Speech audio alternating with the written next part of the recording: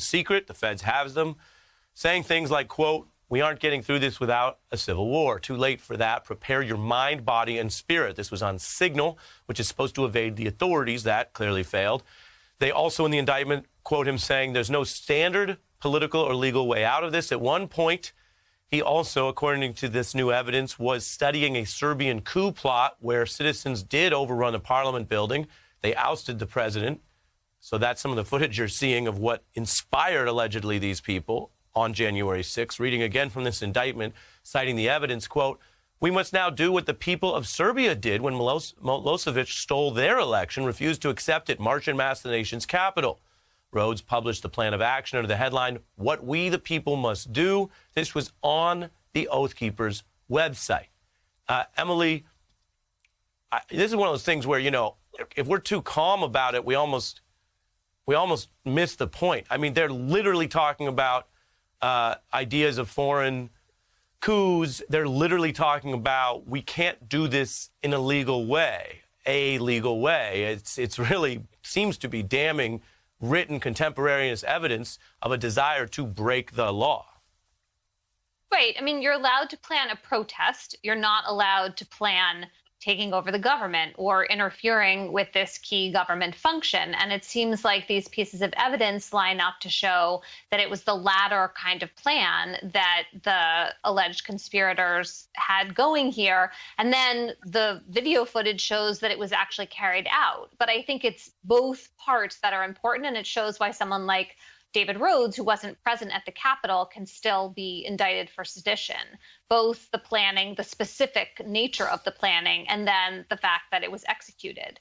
And then I think there's this big question that you started with, Ari, about whether, you know, a witness like this, someone like this becomes a witness against someone higher up the food chain. It will be really interesting to see if heavy charges like this prompt that kind of shift toward, you know, potentially charging others who we've talked about on the program before, who might have been closer to former President Trump. Yeah, my expectation sort of, would be. Go ahead, David. I was just going to say that sometimes an indictment like this is intended in part to shake the trees, and you know, let them know that we mean business. And I mean, my expectation would be that some folks, if they haven't already, will begin to cooperate. And David, is it fair to say that this kind of sedition charge is more grave than just about anything that came out of the entire Mueller probe? Oh, yeah. I mean, sedition is a big deal.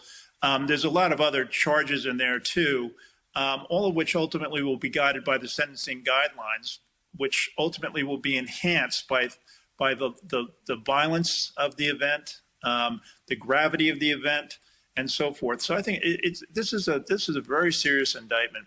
And I will say, just to respond to some of what Emily said, the fact that Rhodes wasn't present inside the Capitol is completely irrelevant when you're looking at conspiracy law.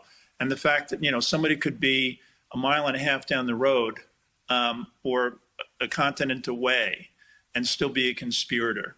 And I think that one of the things they're likely going to look at, you know, when you know, talk about the elephant in the room, how high up does this go?